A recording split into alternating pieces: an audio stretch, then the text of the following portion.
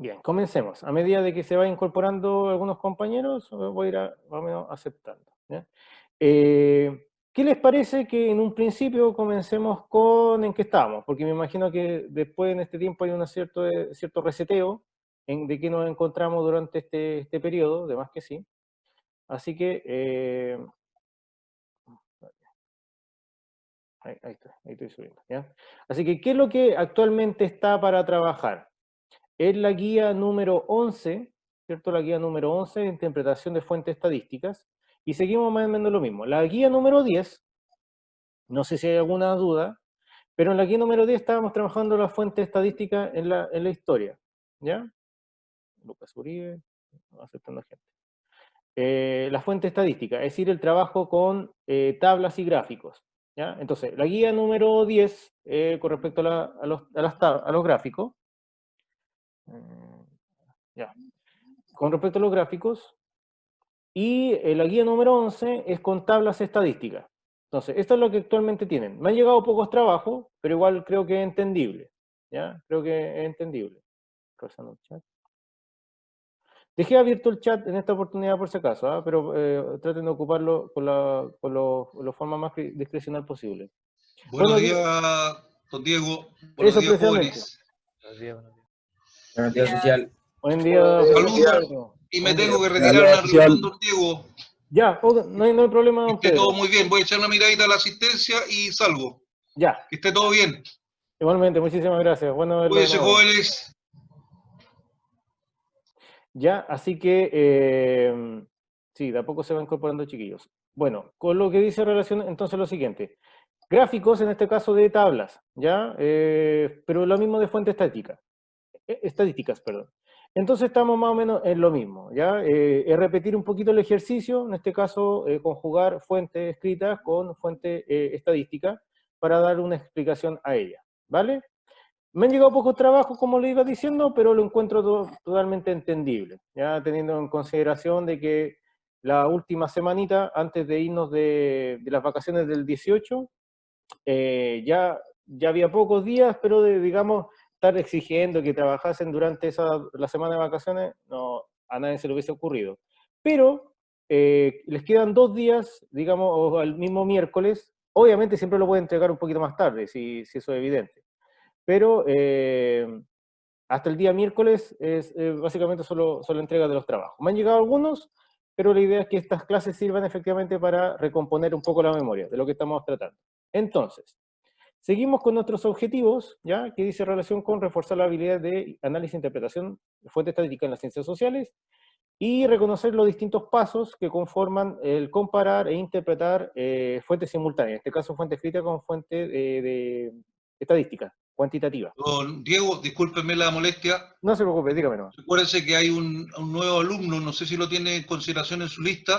Lo tengo tanto a Pérez Fuentealba, Michael. Sí, Exacto, sí, el mismo. sí, Ya. de hecho acabo de ver lo que ingresó, así que Sí, está ahí, lo veo ahí que está en el recuadro con su cámara perfectamente, ahí está saludando. Entró el 10 del 9 por cualquier cosa, así que para tener la consideración en cuanto a material, evaluación y lo que corresponda. ¿Ya? sí, no hay problema. Bien vale el hecho de que se integre inmediatamente, ¿ya? Bueno, mi nombre es Diego San Martín, soy profesor de historia de los chicos, los conozco a los chicos desde el año pasado. Este, y no sé en qué habrá quedado durante su periodo de años, tengo entendido de Curauma, ¿verdad? Tengo entendido de Curauma. Segunda Guerra Mundial y Guerra Fría. Ah, perfecto, ya. Con los chicos pasamos ya Guerra Mundial y Guerra Fría y estamos más o menos en el periodo de las grandes reformas estructurales, acercándonos al gobierno por ejemplo, Salvador Allende, en este caso de Freire. Estamos. Pero lo que generalmente yo me dedico, Ignacio, y el resto lo puede corroborar, es que a mí me interesa mucho el trabajo de habilidades. Entonces, el contexto en sí me parece importante, es decir, la materia, sí, pero no lo relevante. Me interesa el trabajo, en este caso, de distintas aristas. Por ejemplo, análisis de texto, análisis de gráficos, análisis de imagen, etcétera, etcétera. Y en lo que estamos ahora con los chicos es análisis de fuente estadística. A Estefano Carrillo también lo admite. De fuente estadística. ¿Ya? Entonces, ¿qué es una fuente estadística? Una fuente estadística son ordenamientos de información que contienen datos de dos o más fenómenos con características del mismo orden o similares, lo que se comparan a partir de una observación simple, ¿ya? Entonces, trabajamos con elementos cuantitativos, ¿ya? Con el carácter de interpretación y análisis, sobre todo por la habilidad de comparar, ¿ya? Entonces, fuente estadística. Y para ello hay un par de pasos en la fuente estadística, que yo le llamo del análisis. Primero que todo, y se van a repetir con los anteriores que estuvimos viendo, ¿ah? Fijarse primero en el título de la tabla, parafraseando la información que contiene. Es decir, de qué se trata la tabla, ¿ya? De qué me está haciendo referencia. Dos, debes observar cuáles son las variables que se presentan en la misma tabla estadística, ya en el cuadro en este caso, porque de una u otra forma me va a permitir dimensionar los elementos que ella la componen. Entonces estamos en el de la exploración. 1.3 es realizar preguntas en función de las variables, es decir, por ejemplo, y esto muchos lo vieron en la clase de matemática y en ciencia, y lo vimos en la guía anterior, ¿por qué se modifica de un proceso a otro? ¿Cuánto cambia? ¿Por qué cambia? ¿Cuáles son los elementos que permiten que, por ejemplo, de un año a otro se vayan modificando? Eso lo hicimos mucho, por ejemplo, cuando estuvieron trabajando en el caso de la guía número 10 con la entrega de dineros de la Unión Soviética y de Estados Unidos, si lo recordaran. Y por último, la característica del análisis a trabajar. Esto mismo, exactamente lo mismo, está en la guía. ¿Ya? Exactamente lo mismo. Entonces, ¿qué es lo que van a tener que trabajar en una etapa inicial? Y se va a tener que repetir el ejercicio. Porque por eso se llama paso a paso. Porque de una u otra forma te da herramientas de continuidad en la evolución del análisis. Entonces, aquí está el ejemplo de la tabla estadística, es exactamente lo mismo. Entonces, paso 1, primero el título. 2, ¿cuáles son las variables que me preguntan? En este caso, país y población y su proyección al 2050. ¿Bien? Lo estuvimos viendo, si lo recuerdan la última clase, pero con la anterior, con tablas.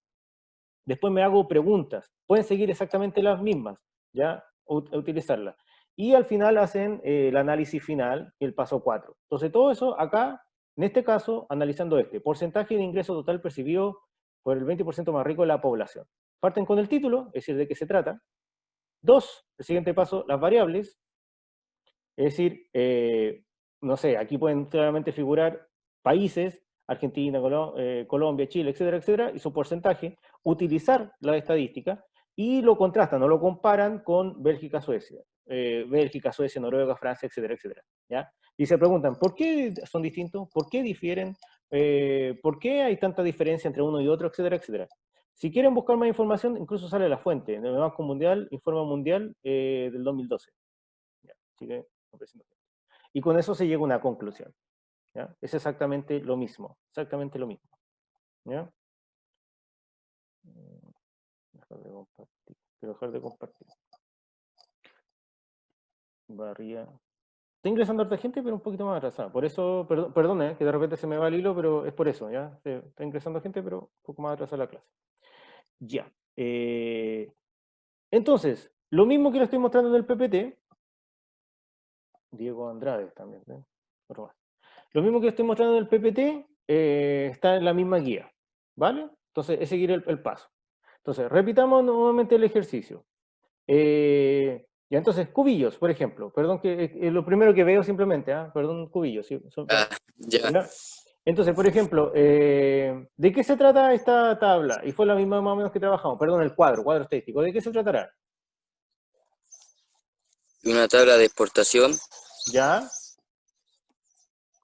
de trigo y harina, California, ahí sale. Exactamente. ¿Y cómo lo sé? Por el título. Porque le dice el título. Exacto, súper bien. La clase anterior hablábamos incluso del tema, porque hay temas culturales, sociales, que tienen relación con distintas temáticas. En este caso siempre lo abordamos desde la economía, ¿cierto? Sabemos que se trata de la economía, precisamente exportaciones. El siguiente paso, vuelvo a repetir, son las variables, es decir, me habla de años, en el caso, tal como decía Cubillos, trigo y harina, y durante ese mismo periodo, 1948-1955. Pero lo que me tengo que hacer es un tipo de preguntas, es decir, ¿por qué cambia de un momento a otro? ¿Por qué hay más, menos, comparar, etcétera, etcétera? Ejercicio que ustedes saben de zozobra, ¿ya? Mi única recomendaciones son el hecho de que no deje de utilizar unidades de medida, porque de eso se trata tratando, siempre comparar, es decir, contrastar, digamos, elementos de la fila y las columnas para llegar más o menos a unas conclusiones, ¿ya? Entonces, nuevamente vamos a repetir el ejercicio, pero en este caso de tabla. Entonces, una continuidad del trabajo, no más que eso. Ya, ¿qué es lo que tienen que hacer? ¿Qué es lo que van a tener que trabajar en este caso puntual? Y vamos a ir más o menos al fondo del tema histórico, por así decirlo. Entonces, vuelvo a la guía. Y lo que van a tener que analizar, ¿ya? Aquí sale, es una fuente escrita, en este caso un extracto de un discurso de Eduardo Frei Montalva, presidente en 1968, que habla del contexto en general de lo denominada reforma agraria, y que para eso yo les voy a hablar en esta segunda parte de la clase, de qué se trataba la reforma agraria. Y la primera señal de tipo de preguntas es, primero, el texto, ¿cierto? Que me da un bagaje histórico, por eso es importante el texto, es decir, de qué se trata. Porque la tabla estadística por sí solo, perdón, lo puedo desglosar como el paso a paso, ¿cierto? El título, de qué se trata, cuáles son las variables, los años, número de afiliados, en este caso actividades agrícolas, profesional, industrial, etcétera, etcétera. Pero, don Pedro se retiró, ¿está bien? Por favor, la asistencia al momento de los 27 alumnos. Ya, perfecto. Ya. Bueno, como venía diciendo, me indica, ¿cierto? Las columnas, filas, etcétera, etcétera. Y después me hace una serie de preguntas. La primera, con análisis de texto, ¿qué quiere decir? Que pregunta Eduardo Frei, ¿cuánto afirmó su mensaje presidencial? No es verdad que el desarrollo económico por sí solo puede dar como fruto el cambio social, lo vamos a ver. ¿Qué quiere decir con eso? Porque tengo el texto aquí. Y aquí la segunda pregunta es la que les quiero ayudar, básicamente, que es la organización sindical de 1864 a 1970. ¿Mm? En el fondo, en el periodo, ¿por qué hay este tipo de organizaciones? ¿Y cuál es la importancia? ¿Por qué se fomenta? Y aquí más o menos Frei lo dice. ¿Ya? Entonces, en mi segunda parte de la clase es un poco el contexto, contexto histórico, por así decirlo. ¿Ya? ¿Hasta ahí alguna duda? Porque estoy en mucho monólogo, de mucho hablar, porque como que No, profe. las ganas de hacer clase, ¿eh? Las ganas de hacer clase, no he tenido clase en todo el año. O sea, en todo el mes, a eso me refería. ¿Hay alguna duda? ¿No? Entonces, vamos al plano de lo que necesariamente dice ser histórico, que es la reforma agraria. ¿Ya? Reforma agraria. Mantengo su audio en silencio, ¿cierto? Para que de una u otra forma no tengamos de ningún tipo de interrupciones. Ya. El denominado problema del agro, o el denominado problema del campo para la época. Chile, a mediados del siglo, o segunda mitad del siglo XX, tenía lo que se llamaba el problema de la agricultura, el problema del campo. ¿Qué quiere decir aquello? Que no había tenido grandes cambios desde la época de la colonia. Es algo que ustedes le pasan a la colonia desde quinto básico, más o menos, aprox. ¿Ya? Que en este caso el proceso de conquista, etc. Y el campesinado chileno no había sufrido grandes modificaciones. Se mantenía una tradición de agricultura tradicional, básicamente centrada en cereal, el trigo sobre todo. Había tenido otro tipo de diversificaciones como fruto, cultura vitivinícola, ¿cierto?, relacionado al vino, pero de una otra forma era una inversión insuficiente, es decir, la cantidad de maquinaria o de tecnología era muy escasa, y aparte estaba concentrada en pocas personas, es lo que se llama como el latifundio. Es decir, centrado en la hacienda, ya esta unidad económica productiva, que tenía aún a su servicio lo denominado incluso inquilino, es decir, gente no remunerada, pero que trabajaba ahí y se le pagaba o con dinero o con especie, es decir, no sé, y se le entregaba un pequeño fundito, por así decirlo, para que ellos mismos de subsistencia trabajaran, pero no tenían remuneración, ¿ya?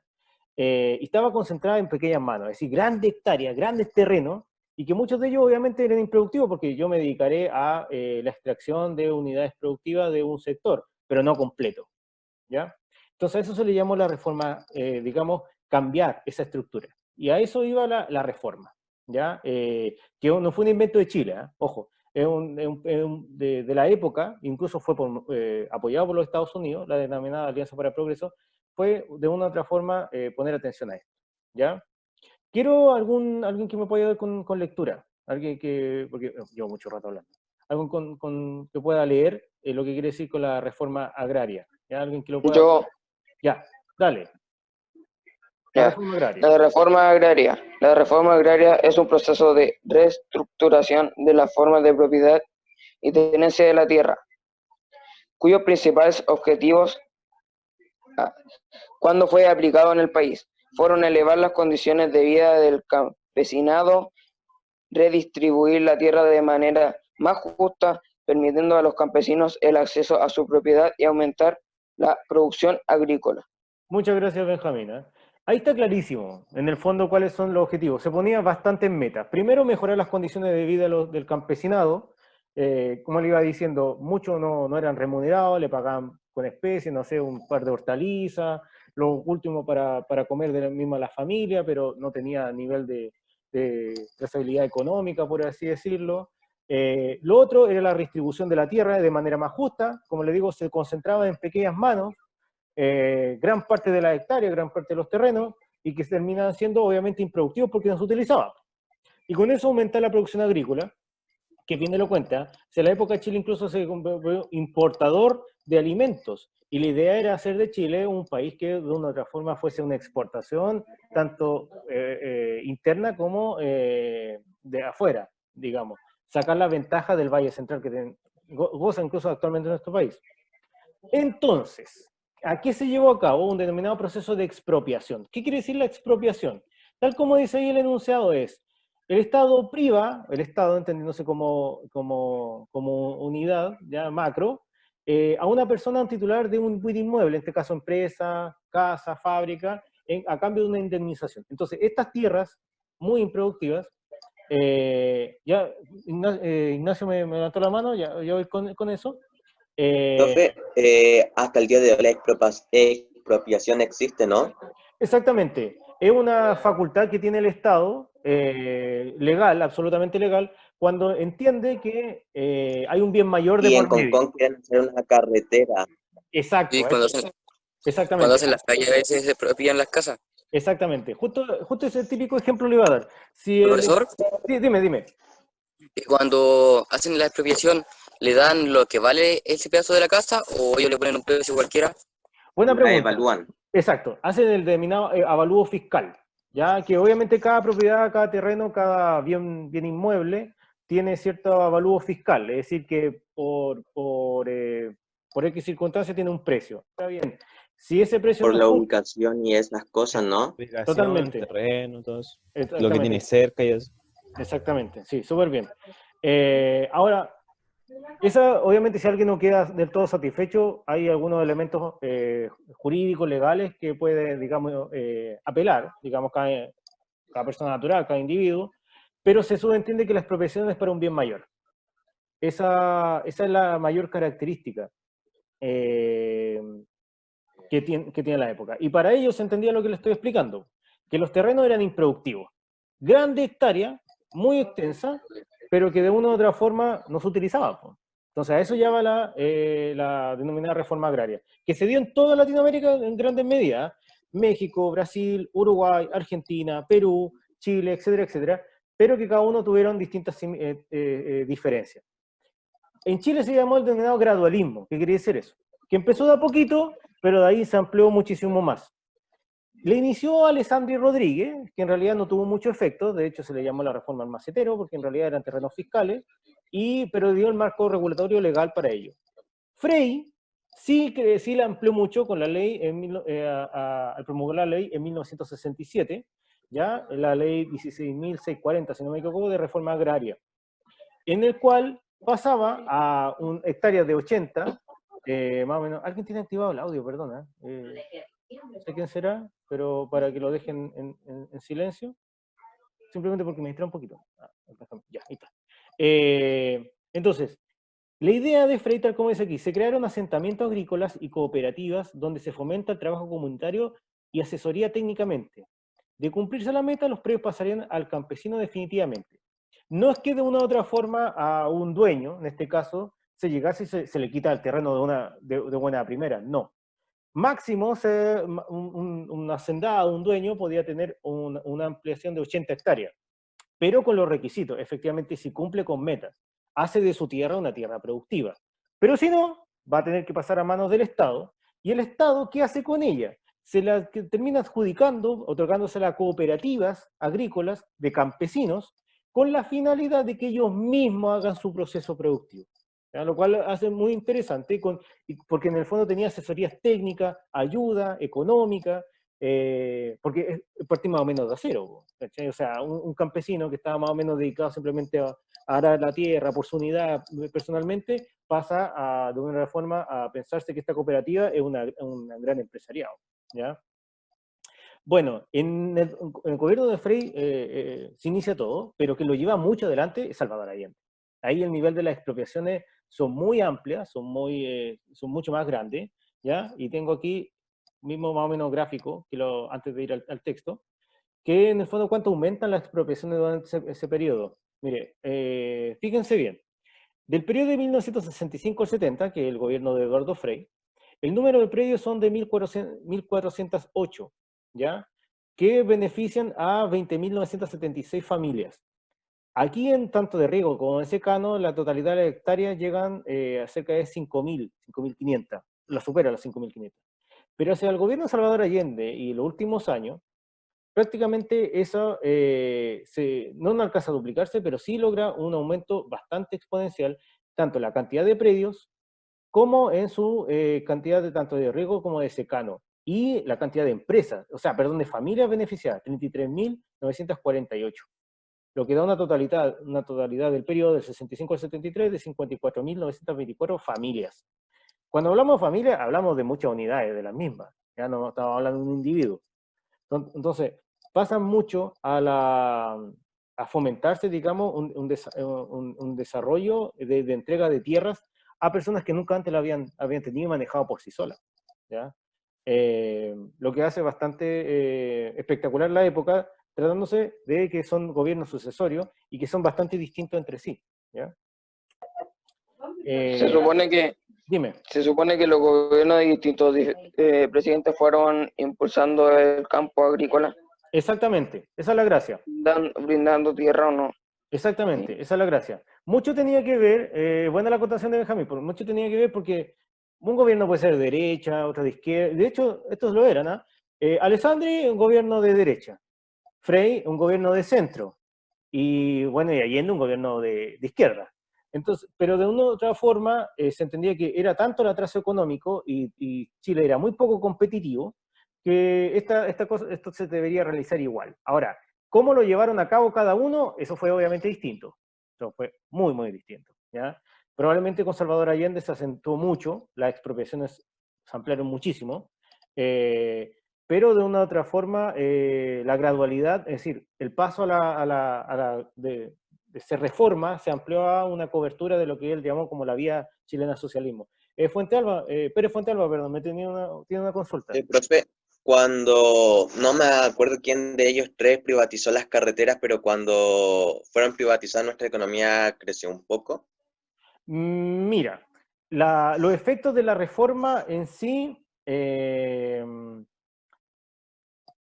ver, ¿cómo decirlo? No se lograron utilizar completamente, ¿ya? O a ver los efectos completos, por una serie de factores. Obviamente las tierras pasaron mucho a manos de campesinos. Si ese nivel de producción mejoró a lo que antes tenía Chile, hay algunos datos que animan a pensar de que, de cierta medida, sí, a inicio del gobierno de Allende, digamos 1970, 1971, que también viene con un periodo de que la economía chilena es bastante pujante, sobre todo con el cobre. Pero de ahí, al poco andar, bueno, esto lo dicen los historiadores, no lo digo yo. Y de hecho esta imagen más o menos lo muestran los partidos políticos que se involucraban en los procesos de afiliación, ¿ya? Por ejemplo, el Partido Comunista, el Partido Socialista, el MAPU, que es de orientación de izquierda, y sectores de Partido por la Democracia, pero de vías bastante más radicalizadas, que en el fondo hablan de que la gran empresa, la gran manzana, la gran expropiación, todo iba a pasar al Estado. Y un poco lo que apostaba Allende, porque en gran parte hacer de una economía centralizada, que iba a pasar la gran producción, la gran manzana de la producción por parte del Estado. Es decir, o sea, en el fondo, es por así decirlo, un ataque a la propiedad privada. Profe, Se trata, dime. o sea que cuando se privatizaron las carreteras, lo que quería hacer el Estado, entre comillas, era que los privados dieran como dinero para sacar el cobre y exportarlo. Exacto. Sí, sí. O Eso. sea, sí.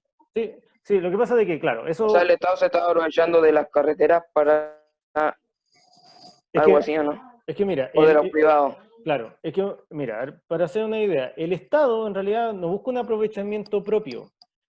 Uno si un privado, es decir, una persona, un negocio, un empresario, una persona dedicada a los negocios, vela por sus negocios y sus intereses. O sea, por ejemplo, Bernardo quiere, no sé, hacer una fábrica de salsa de tomate, pero y obviamente necesita empleados, necesita un capital, necesita un lugar donde él afincarse, etcétera, etcétera.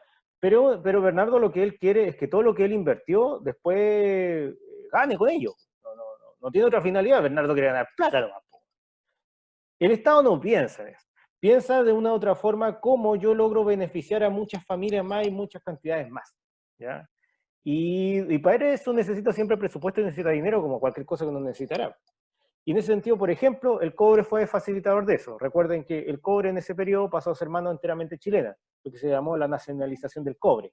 La gran minería nacional pasó a ser chilena, absolutamente chilena. Y tal como dices tú, después del golpe militar, se privatizó, porque ya tiene otra orientación, pues, desde el punto de vista económico, ya de otra idea, que se entiende que la rentabilidad la va a hacer mejor un privado que el mismo Estado. ¿Ya? Y eso pasó también con los predios, que se llamó la contrarreforma. ¿Ya? Pero los privados sacan ganancias de eso, ¿no? Lógico, pues, si Obvio, pues si eran de ellos. exactamente, si la finalidad del privado es esa.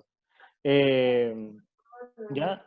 Miren, les dejo, antes que se me acabe absolutamente el tiempo, para salir la lista, es que está el texto de Frey, que en el fondo él piensa, ¿por qué es importante la reforma agraria? O no se va a hacer la reforma agraria lisa y llanamente porque el Estado dice hay que expropiar, sino por qué es importante también entregársela al campesinado. Y él dice, en las condiciones objetivas históricas del subdesarrollo, ¿ya? ¿Qué es el subdesarrollo? Países que están en vías del desarrollo, que somos todavía de materias primas, de exportar, etcétera, etcétera. No es verdad que el desarrollo económico por sí solo puede dar como fruto el cambio social. Es decir, no solo lo logrará los índices, así lo está diciendo. Ni es verdad que sea su condición previa. La verdadera condición social previa a la justicia, una justicia que se dé contenido y fuerza propia a la participación nacional y popular en el proceso de cambio, es la política habitacional no se concibe sin la participación activa de la comunidad organizada. El Estado fomentaba esta participación, estimulando y dando cauces a todos los recursos sociales, técnicos y económicos, los que se han integrado a través de la acción de la Junta de Vecinos, pobladores, cooperativas, industrias, empresas, en general. Entonces, ¿qué está diciendo en el fondo Frey a la época, y lo seguiría continuando Salvador Allende? Es que sin la participación activa de la sociedad civil, no se iban a producir los cambios. Entonces, el Estado, el que fomenta la sindicalización, la participación y las agrupaciones de trabajadores en el proceso productivo. Es bastante inédito al periodo, ¿ya? Porque efectivamente, anteriormente el privado, y tal como por ahí lo decía Moya, piensa en el beneficio propio, digamos, de su economía propia. Pero aquí se está fomentando los procesos de participación y aglutinador de las fuerzas, digamos, de unidades más básicas, que son los trabajadores en este caso. Y su índice, si antes me preguntan, sus de afiliación cada vez van a ir aumentando. Si se dan cuenta, de 1964 al 70, los números de afiliados y de sindicatos aumentan exponencialmente, ¿ya? Para la época. Es decir, una participación muy activa, en este caso del campesinado, por este proceso. Hay una... Dime. Pero usted, como dice, la reforma agraria no era solo de que sea un trabajo más equitativo, sino que aumentaba la producción. Exacto, sí. Entonces eso a las propiedades privadas, eso también le generaba más ingresos. Y aparte le da una equidad más distribuida. O sea, que salía ganando por todos lados, porque dejaba a la gente contenta, porque era más equitativo. Y por otro lado, se estaba generando más con las propiedades privadas. Exactamente, sí, exactamente. Era la intención original. A ver, mucho se habla como del ataque al privado o querer quitarle todo al privado, porque si uno revisa así la reforma agraria, ve en YouTube videos, le van a salir un montón de gente, no, que a mí me quitaron las tierras. probablemente hubo sitio de eso, sobre todo quizás Sí, en el pues, gobierno de da, Salvador da Allende. lugar a eso que te Exacto. expropió. Durante el gobierno de Salvador Hablando Allende de sucedió. justicia, que te quiten tu propiedad privada para hacerla privada para ellos, no para ti, Exacto. obviamente injusto. Exactamente. Entonces, de eso se va a encontrar. Y se dio mucho en el gobierno de Salvador Allende, decía, más que en el de Frei, que efectivamente la gran propiedad que simplemente se tomaba. De eso se llamaba la toma de los predios. Si llegaba un montón de gente, siempre se ¿sabe qué? Esta tierra ya de una otra ya no es suya, es del Estado y es nuestra. ¿Ya? Obviamente se mal manipuló, por así decirlo, pero en el fondo, en el dejo del asunto, era lo que tú estás diciendo, que la justicia, la equidad, la redistribución de los terrenos. Porque se entiende que de años hay un abuso en torno a estas cuestiones. Abuso, ¿ah? O una mecánica. Recuerda que en el inquilinaje los mismos dueños mandaban a sus mismos inquilinos a votar. O sea, ustedes, ¿ah? Pues vayan y voten por el diputado político X para el beneficio mío. ¿Ya? Se dio mucho en este caso. Pero y eso, un ápice de lo que significaba la época. ¿Ya? Oigan, si alguien después tiene dudas con el trabajo, se conecta. Yo me voy a conectar un ratito por si alguien se quiere conectar, porque si no me quedan cerca de 5 minutos para el tema de la lista, ¿ya? Pero si alguien quiere conectar después, yo voy a ocupar el mismo link, ¿ya? No se preocupen. Vamos con la lista, antes de que se me pase todo el tiempo. Andrades. ¿Andrades? Presente. Ya, Andrades está. Araya. Dígame, profe. Sí, estaba Araya, ya. Astete. Astete, yo vi Astete. Ya, dejémoslo ahí. Barría.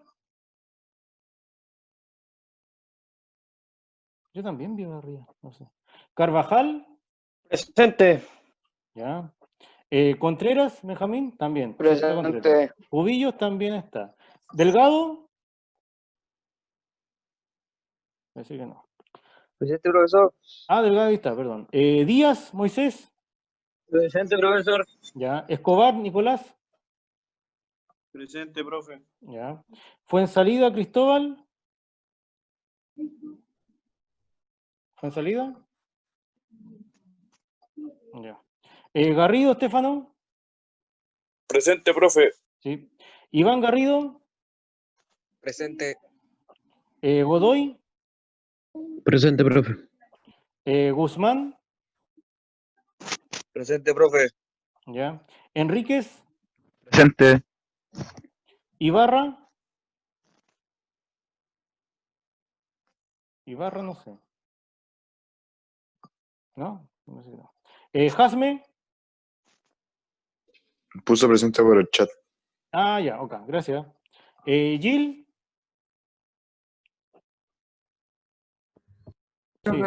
Sí, sí, está Gil. Ya, ya. Juan López. Juan López. Andrades. Sí, está presente Andrades, tranquilo. Juan López. No, parece que no. Montt. Matías Montt. Yo vi a Montt. Montt, al menos por el chat. Barra está en la reunión, ya. Montt, sí lo vi a Montt. Moya, sí está. Verdano Muñoz también. Matías Pino. Sí, está. Lo veo.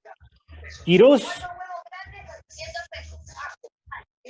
Quirós. ¿No? Ya. Ramos. Josué Ramos, ahí lo veo. Josué, ¿me escucha? Roa. Presente. Ya. Tapia. La Tapia no lo he visto. Tillería. Presente. Ya. Uribe. Presente. Vera. Presente. Vergara. Vergara. Vergara. ¿No? Villalón. Villalón, ¿no? Toledo.